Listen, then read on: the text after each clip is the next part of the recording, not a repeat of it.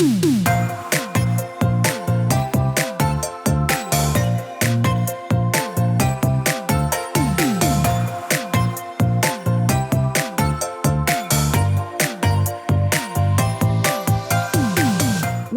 to the Plant Based Podcast.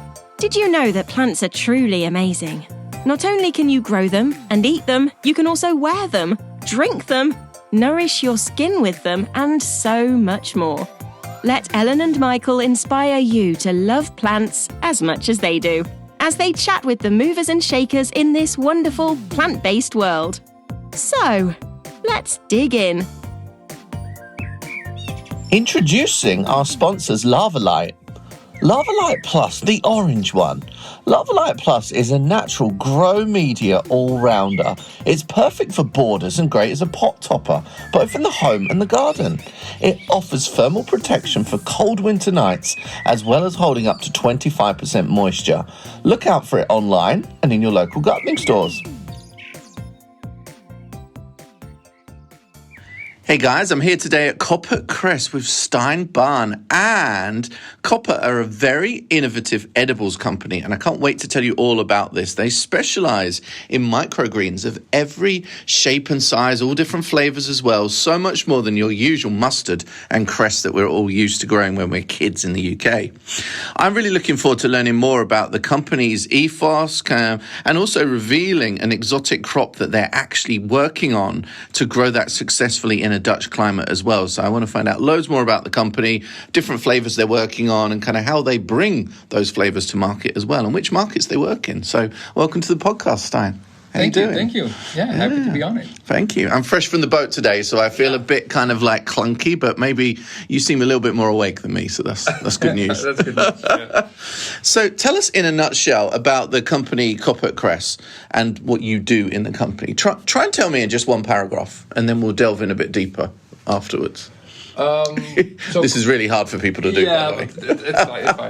So KoppertCress makes beautiful plants that will end up on beautiful dishes. Mm-hmm. So the payoff is architectuur aromatiek. Mm-hmm. And we really focus on the high-end gastronomy, or that's where history comes from. Now we do food service as a total, but it's just to elevate a dish. Mm-hmm. Plants used to be used as decoration on a plate, mm-hmm. but now it's way more than that. It brings flavor to it, brings color, of course. It could be a crunch. Mm-hmm. It could also be the story of the origin of the dish. Mm-hmm. So there's lots more that we can add to fine dining. Much more than one paragraph. Sorry. Nice, yeah. And what's your position here? What do you do? So I'm the commercial director of KoppertCress. Yeah. Cool. Which basically means I can talk about KoppertCress all day. Yeah. I love it. I visited about a week ago, and we were plant geeking all around the place, weren't we? And swapping different ideas. It was really, really cool. Yeah, absolutely. Yeah. KoppertCress is, of course, place of business, but it sometimes really feels like a playground that we have here. Really cool. Especially if you're crazy about plants. Yeah. Definitely. So tell us about you then. Tell us about your heritage. Where did you grow up? Did you work with plants when you were young? And what was your career progression then? So KoppertCress is a family company. Mm-hmm. So I started working at KoppertCress at the age of 14, mm-hmm. just during summer holidays. It's a bit odd because KoppertCress is based in the Westland, where a lot of greenhouses are. And my origin is in Enkhuizen, where a lot of the seed business is. Mm-hmm. And my dad used to work for Syngenta, Sluizer Groot, traveling a lot with for vegetable seeds. So he also brings a lot of inspiration from all these foreign countries back to our house. Mm-hmm. But at that time, at the age of 14 now, all things in my mind, I actually wanted to become a primary school teacher. Really? So I was in my last year of being educated to be a teacher. Yeah. And then I had a car.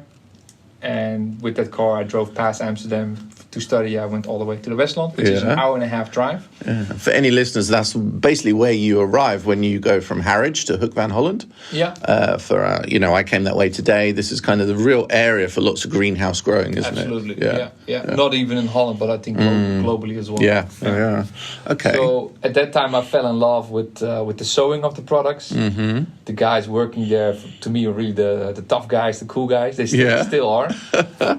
So I really want to go into work on the sewing department. Mm-hmm. And then at one point I had to make a decision to stop school and to do I had to get an education, of course. Mm-hmm. So I did a business school at that time that was really focused on entrepreneurial part. Mm-hmm.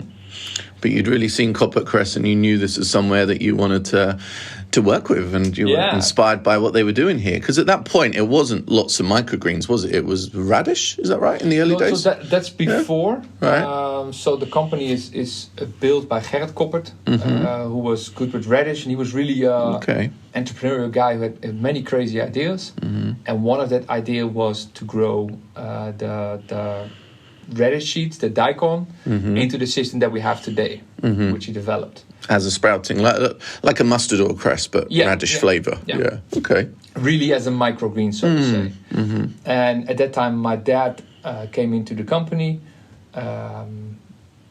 with his outside vision, and he came up with more products. So then we started from the daikon to the mustard, but then we also went to the shiso purple, which is one of our biggest products now. So he really brought a lot of knowledge inside. And I think the biggest innovation that he brought was to not push the products into the market, which is quite common in horticulture. You grow as much tomatoes as you can on the meters that you have, and you push them all out. But he went over the market. He went to the end users, the chef. There's this nice guide which can tell you where the best ones are.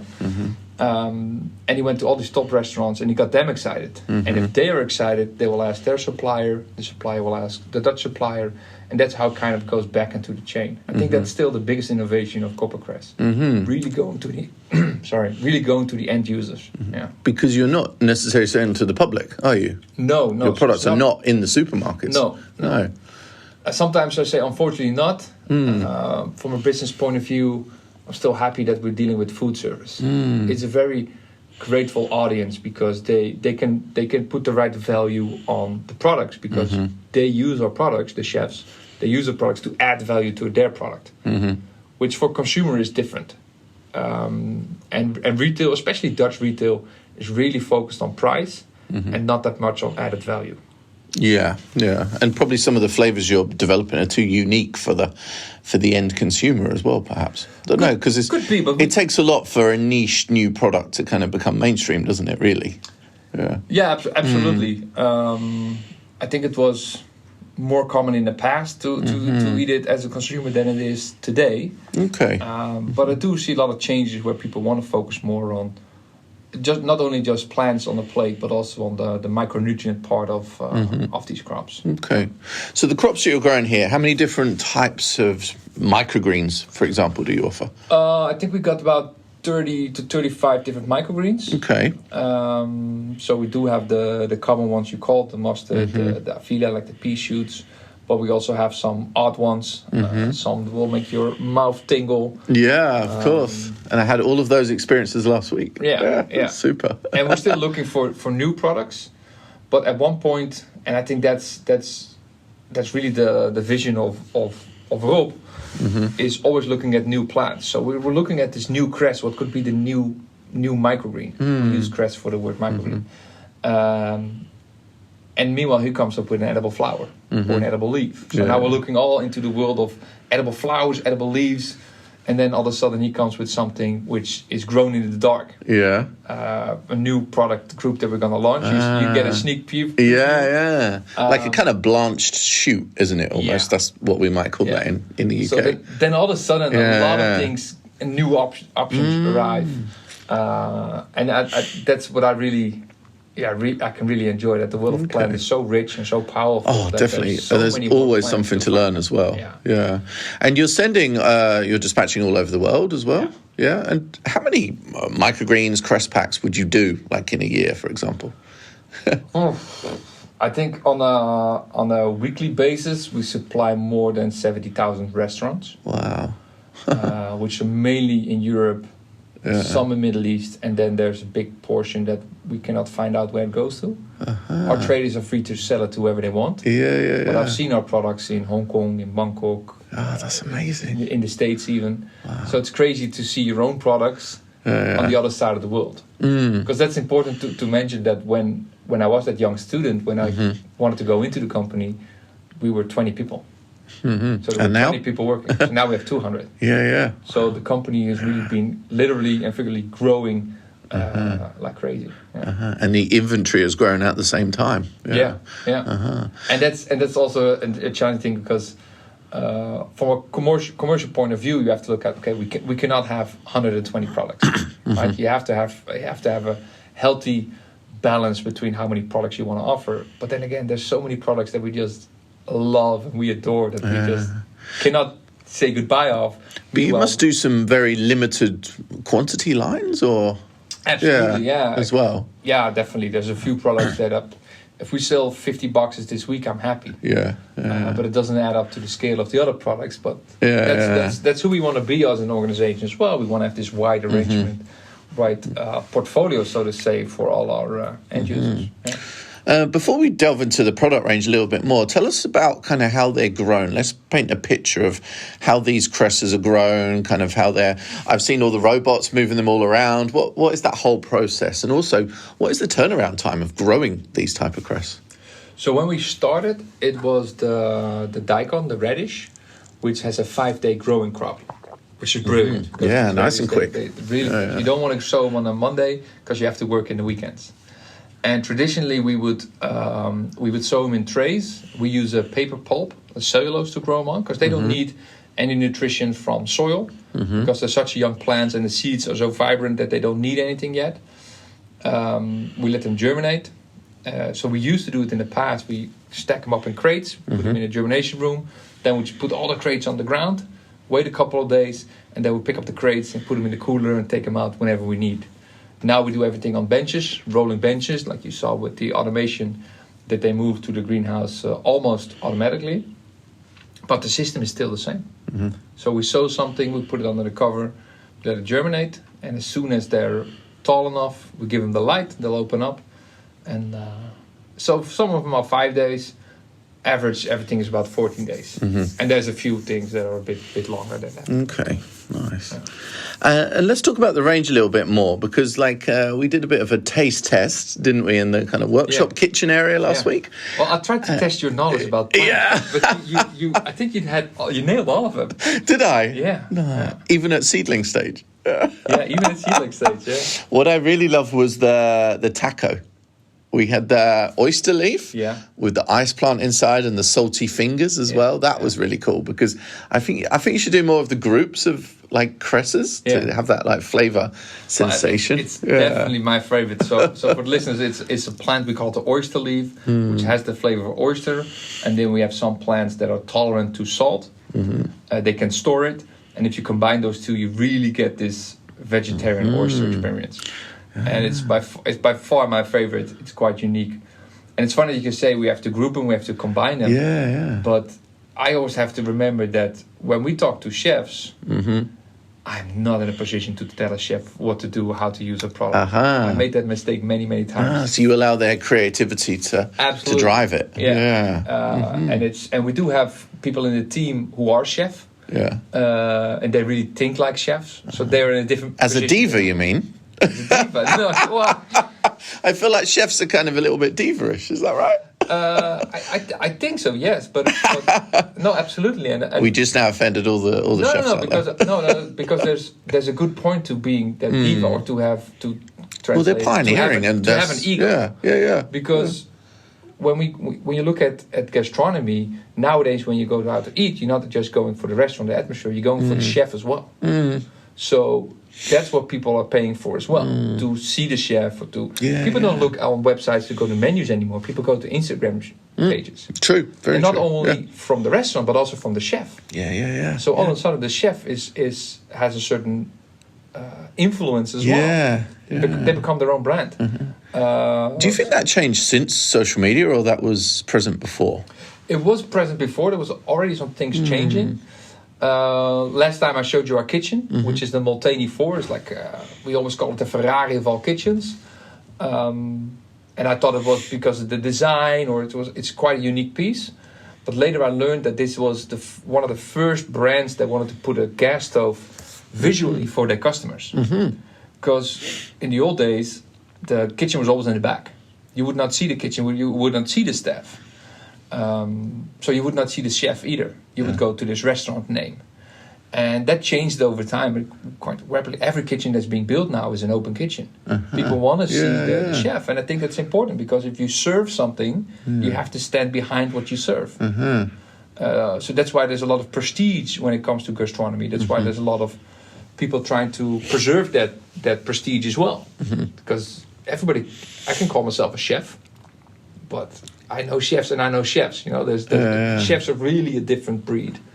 And that, like I said, when you choose to go to a consumer market or a food service market, the food service market is so grateful. Because we can bring products into a restaurant and no man, that's not going to be it. Okay. But does it also work the other way around, where chefs influence your product range and they'll maybe have special requests, perhaps?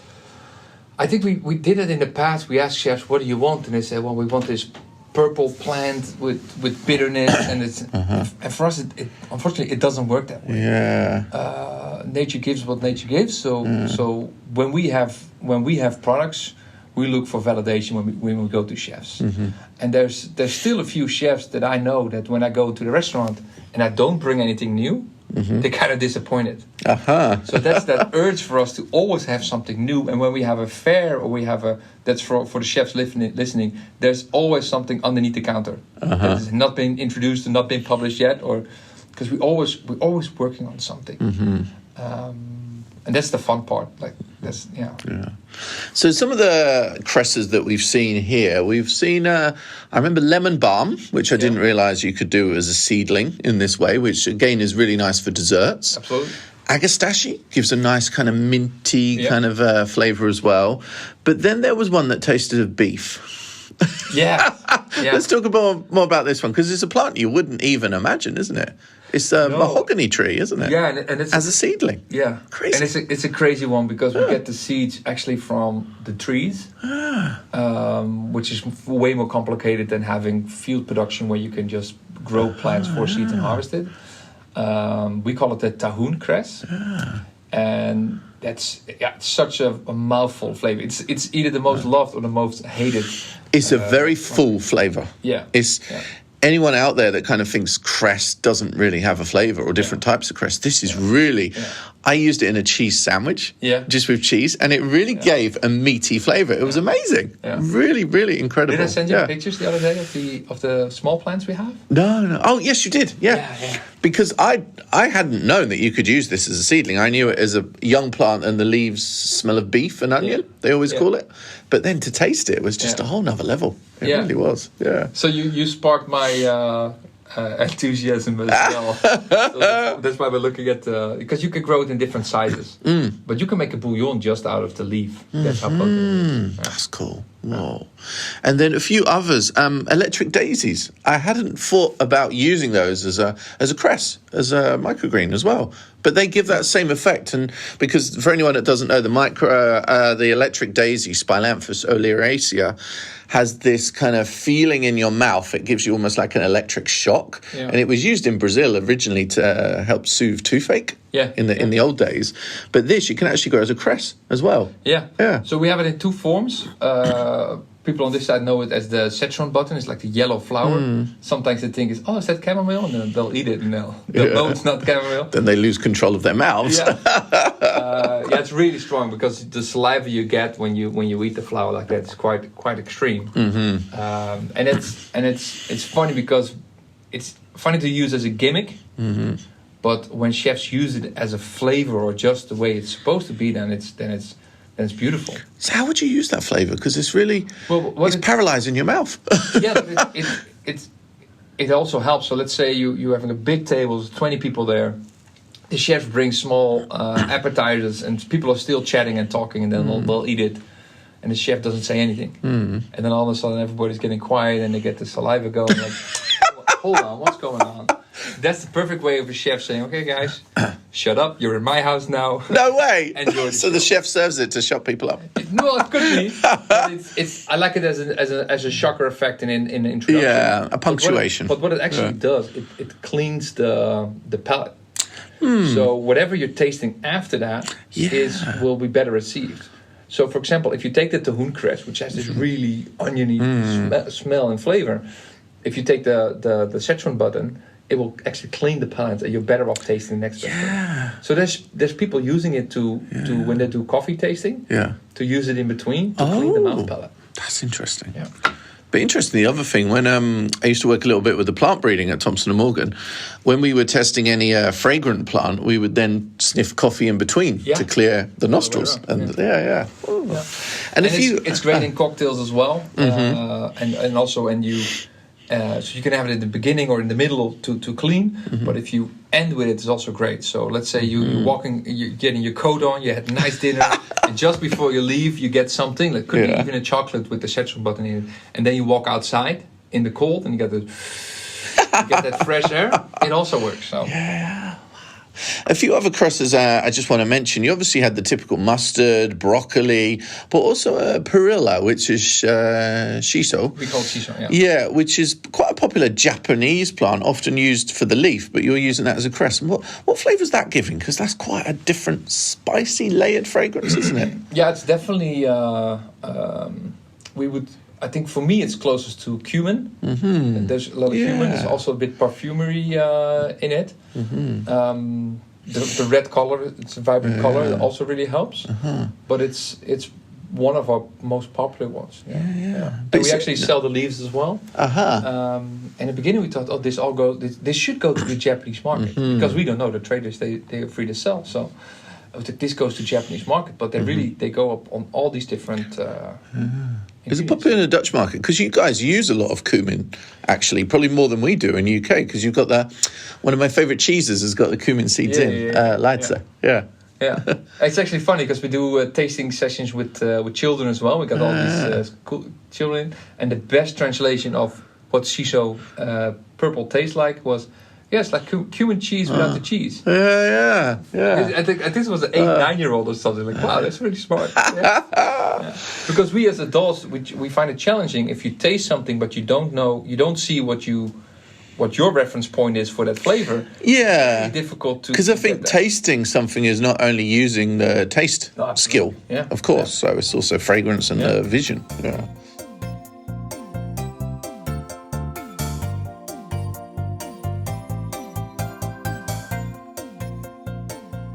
And how about edible flowers? Because, before we go there, actually, the caviar.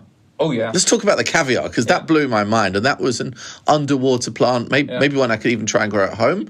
That was cool. What was it called? Moab? Yeah, we call it the Moai caviar, which is a small reference to the Japanese. They look at health differently. And this is eaten in certain regions as well. The blue zones, they call it. And for us, it's a beautiful product, and that's again when we look into the different worlds of plants. This group I like to call the ocean botanicals. It's such a crazy world what's growing underneath the water surface that we can eat. But you need to grow it underwater, then. Yeah, absolutely. I didn't see where that was being grown. No, is that another secret area? So many secret areas. No, but this is absolutely for me personally, it's an exciting thing as well, because I think that's not because we do things for the luxury market. These products are valuable products, so they end up on high-end dishes. But whatever's growing underneath the water, I think we on the surface we should consume more. Because there's a lot of movement in algae. You showed me last week, but also seaweed. Let's talk about that a little bit. Well, I think the world of seaweed brings us a lot also on health benefits. What it contains. For me, there's a big difference between the fresh seaweeds and all the dried and the dehydrated seaweeds. And I hope to bring more of these weeds to food service. Because the algae we were looking at last week was, what was the use for that? To use it as a colouring or to use it as an addition to smoothies, etc.? It's really a powder. And I think that you can use this as a supplement, but for us it always has to come together. So a dish is never to be just a supplement or not just something that just looks good, or it has to have all the elements. And I like that we have these 3 different types of algae. 2 of them are green, have different flavors, but we also have the golden one, which is this bright yellowish color. It's just something for chefs to play around with. And I think that it will help them give an extra dimension to the dish. And I hope also in the story. Because now it might be crazy to think, we're going to eat algae in the future. To me, it's the near future, if you're not already eating it without knowing it. But I hope that bringing this to the high-end gastronomy will kind of normalize it. Yeah, definitely. So, because there's so many trends that started with these top chefs, which are now more common and more used, or maybe in the mid-segment restaurants. What would be an example?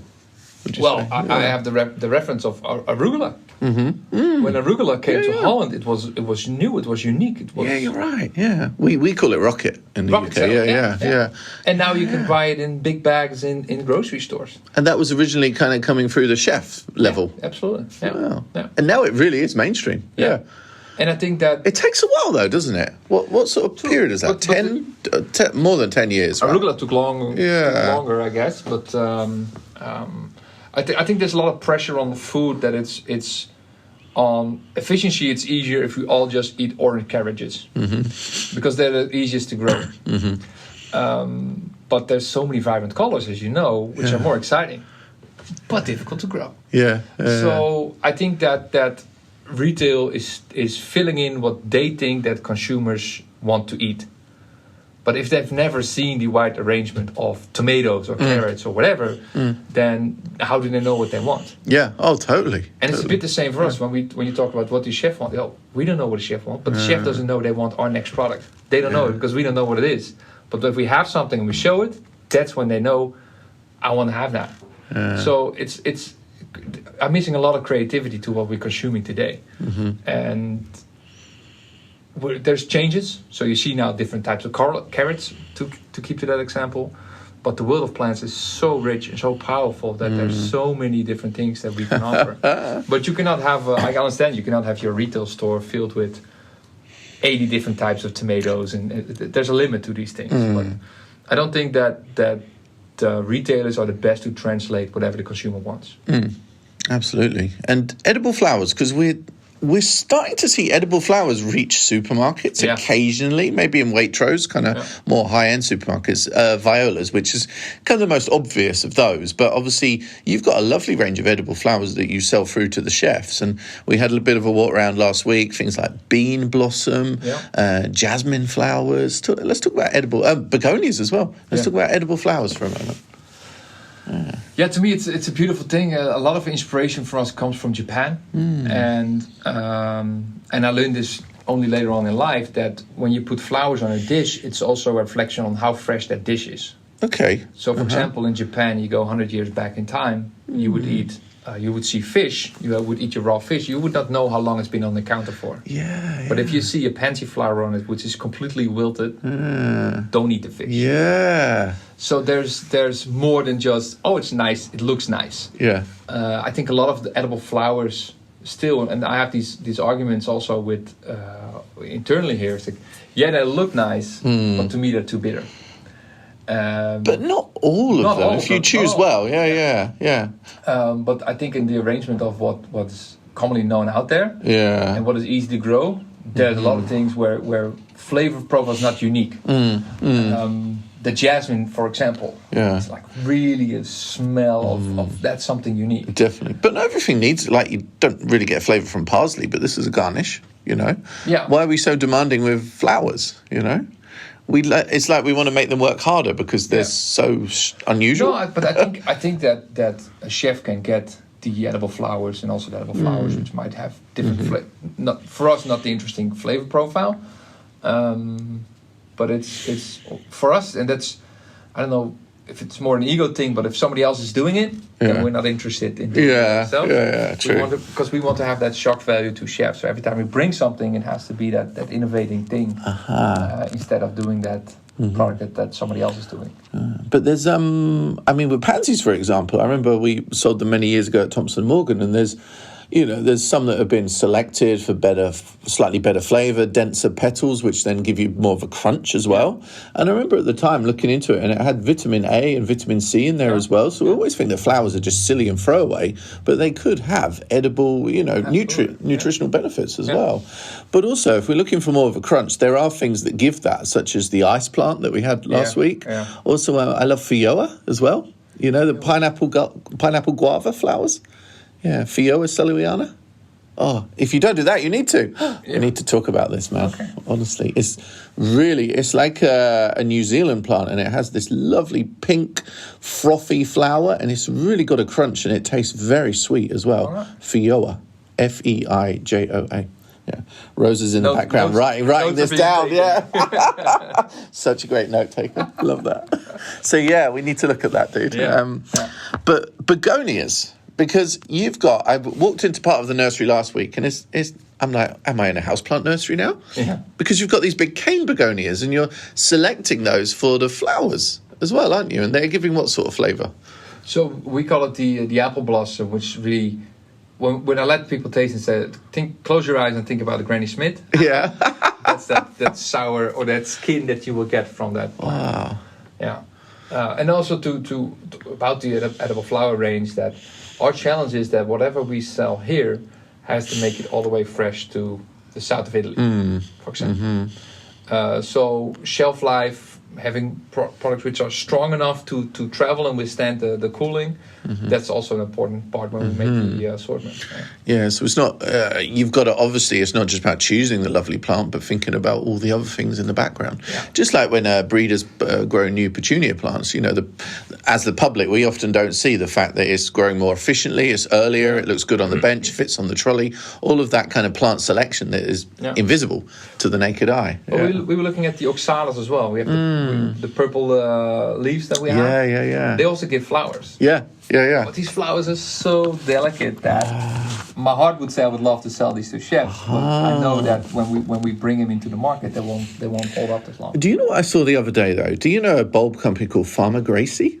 No. They're based just up in Lissa, not far from here. Nowhere's that far in Holland. And they had a double-flowered oxalis, a little one. Okay. Yeah, a different species to what the triangularis.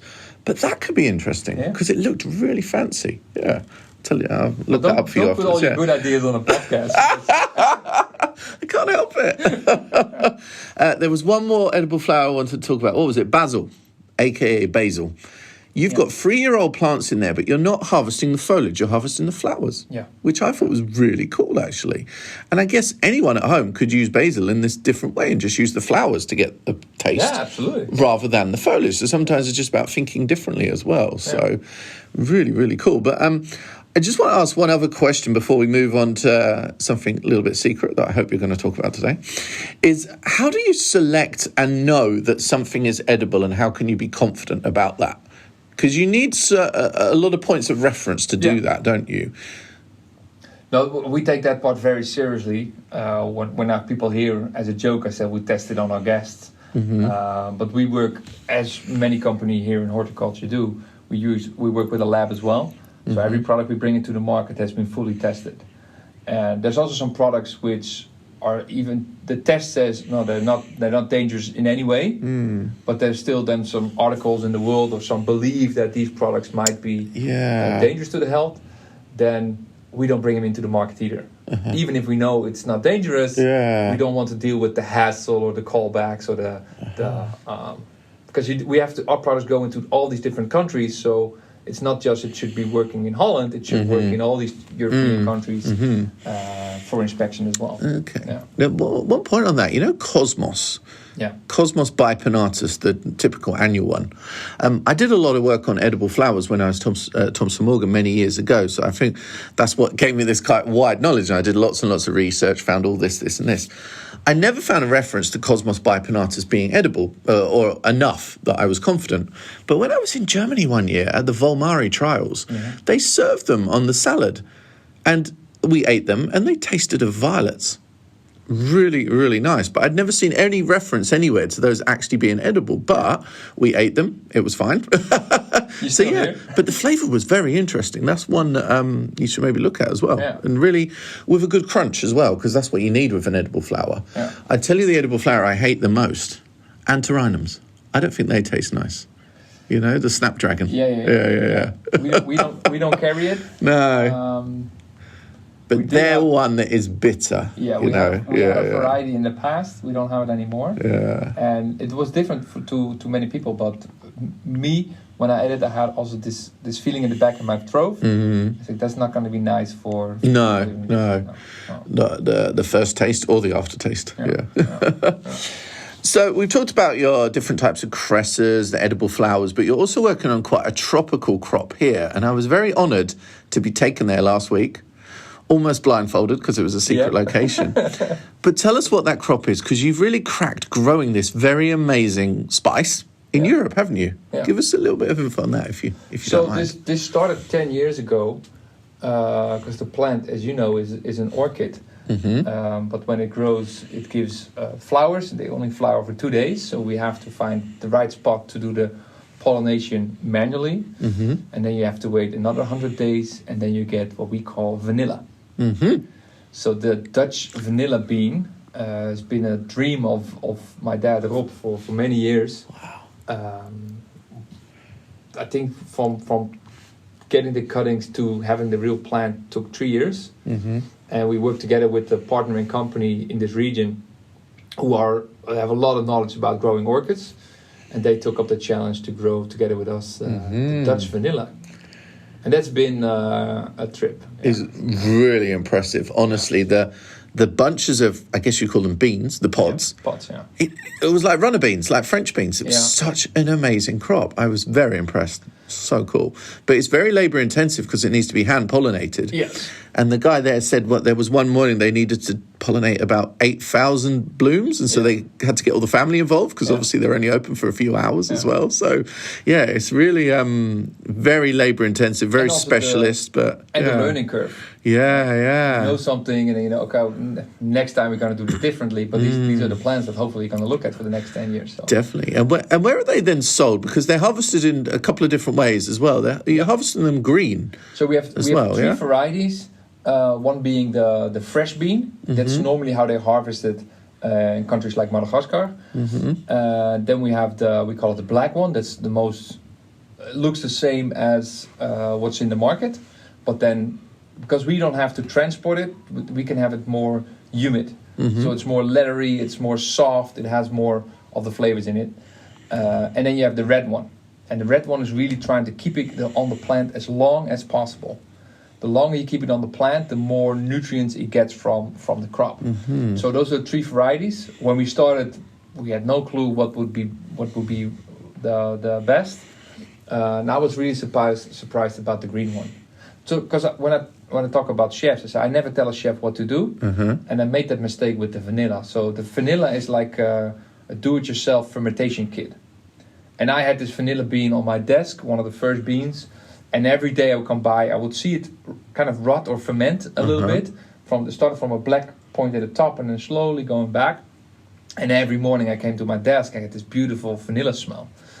And so we were telling chefs how to ferment. So we went to this one chef in Amsterdam. He's a great vegetable chef. And I told him, okay, this is what you have to do with green vanilla. It will take you about 2 weeks. These are the instructions.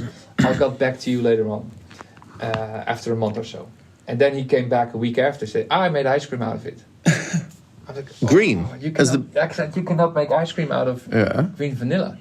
But how do you know? You're not a chef. Yes. So that's what he said. I did. And he has this unique process that I won't spoil. But he made fresh green vanilla ice cream. So as it is in Amsterdam, me and my dad were driving back to Enkhuizen. And we're like, okay, we're going to make a small trip. So we went to this restaurant. We need to taste this. And we had this spoonful of this ice sorbet.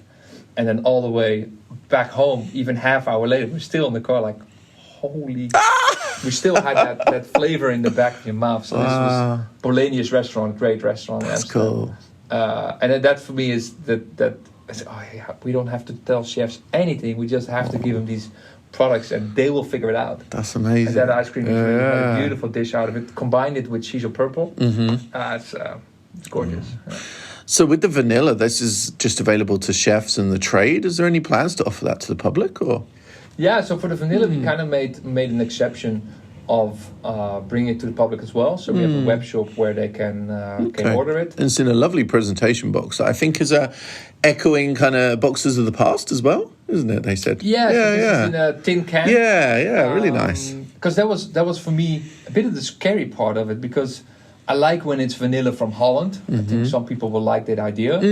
But our target audience is they have really high standards. And they know vanilla. They know vanilla better than I know vanilla. So my biggest fear was I just don't want to be Dutch. I want it to be the best vanilla out there. But with our growing circumstances and with the specialized team and being able to choose when you harvest it, that is really contributing to the quality of the vanilla bean. So it's really something unique when you have them. And it's not just me saying it, it's me listening to chefs who know something, who blindfoldedly tested all these different products, and then saying, oh, this is quite unique. So I'm very happy that we have some great pastry chefs, people who are really knowledgeable about vanilla, to gave me at that point saying, no, you guys really have something special. And at that point I was released, because that's amazing. Being Dutch is not just, it's not a gimmick, there's really a story behind it, but for chefs, it has to be the best. And that's what we aim for, and I think we're there. Well, I guess the public would be excited that it's Dutch-grown vanilla, but it's the chefs that you need to get to first, because that's where you're starting that process of getting it out into people. Yeah, definitely. And it's so we talked about some of our crops having a 5-day growing period. And this is a bit longer. So it's also been quite a challenge to figure out how can we bring these products to consumers. And then chefs say, okay, it's great. I love this packaging. It's beautiful.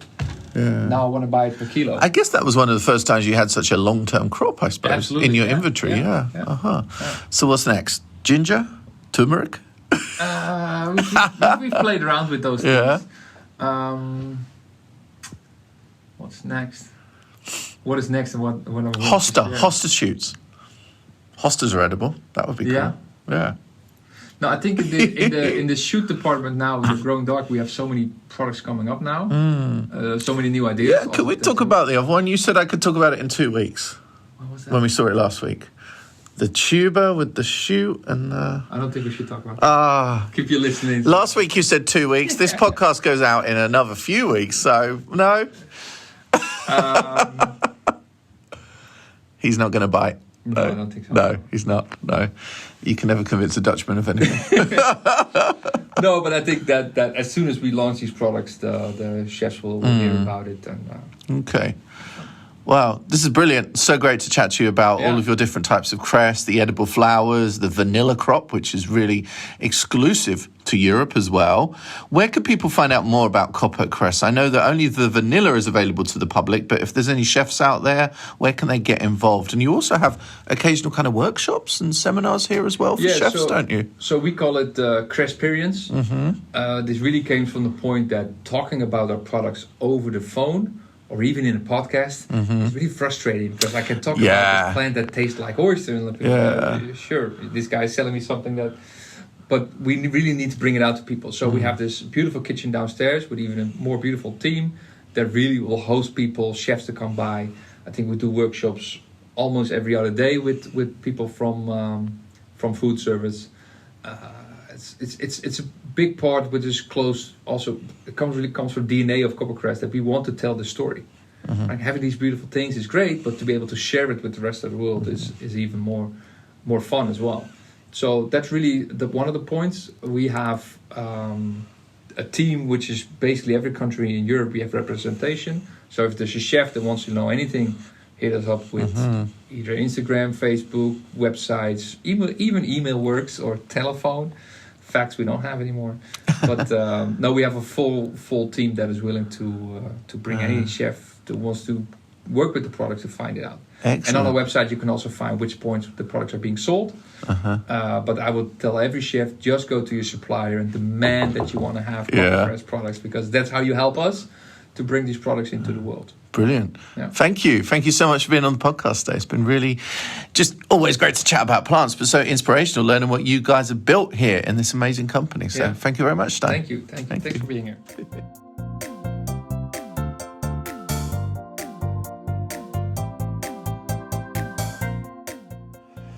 Hey guys, a little bit at the end of the podcast.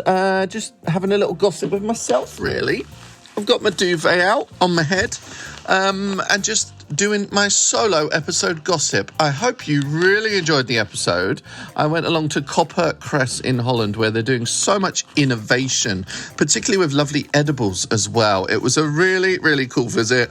I uncovered their vanilla secret crop, but also I saw some other secret stuff which I can now tell you about. So there's a couple of brilliant things that they've got in their range, and they are growing them in the dark. And this is a new concept for KoppertCress, and you won't be able to buy these in the shops because remember, they only sell to chefs and high-end restaurants, but you could have these on your dinner plate the next time you go out for a posh slap-up meal. So you've got the first one, which is sweet potato shoots. And I saw all the sweet potatoes in their dark room, and they were producing these lovely sweet shoots as well, because of course the foliage of sweet potato plant is edible as well as the tuber. And the other one, they're calling them morar shoots, and that's horseradish. How amazing is that, to have that lovely kind of horseradishy, kind of almost like, not even bitter, kind of sexy flavour on top of any dishes and garnishes. So they are their brand new products that we couldn't tell you about when we first recorded the podcast. So that is really cool. Just going to take this opportunity to talk to you about a few other little bits and bobs as well.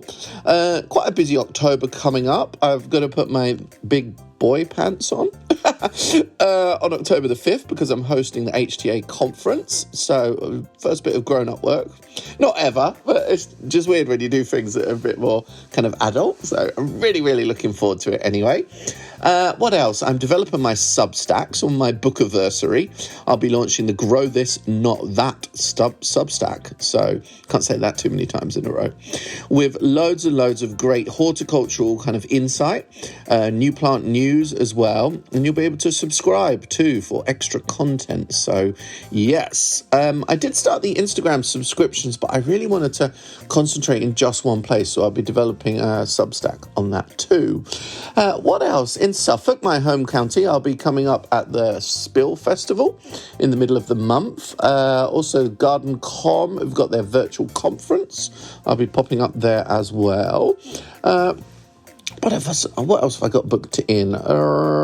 Lots and lots of different content creation at the moment, actually. Just put some content together for Selecta, German company, about their 3-in-1 concepts, the Autumn Friends, where you've got more than one plug in a container. So that is also a really exciting concept that is becoming a lot more popular in the industry. It's almost like a ready-made mixture of plants as well. So really, really cool. But soon I need to start parting bulbs. Oh my gosh, my hand is going to ache. Oh dear. But you know, I love my garden being this mini Kirchenhof look in the spring as well. And as we know, just a few minutes of your time planting bulbs now, all right, let's admit a few hours of your time, gives you such a reward in the spring as well. And every year I have this feeling in April where I'm like, I should have planted more bulbs. So don't have those regrets like me. All right, guys?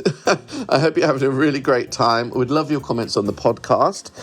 In this new series, we're still alternating with the solo episodes. We'll also have more gossip guests as well on our interview episodes. So thank you for your support, and please go and leave us a 5-star review. 4-star reviews are not accepted. So thank you very much.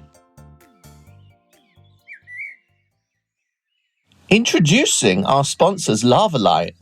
LAVA-LITE Plus, the orange one. LAVA-LITE Plus is a natural grow media all-rounder. It's perfect for borders and great as a pot topper, both in the home and the garden. It offers thermal protection for cold winter nights, as well as holding up to 25% moisture. Look out for it online and in your local gardening stores.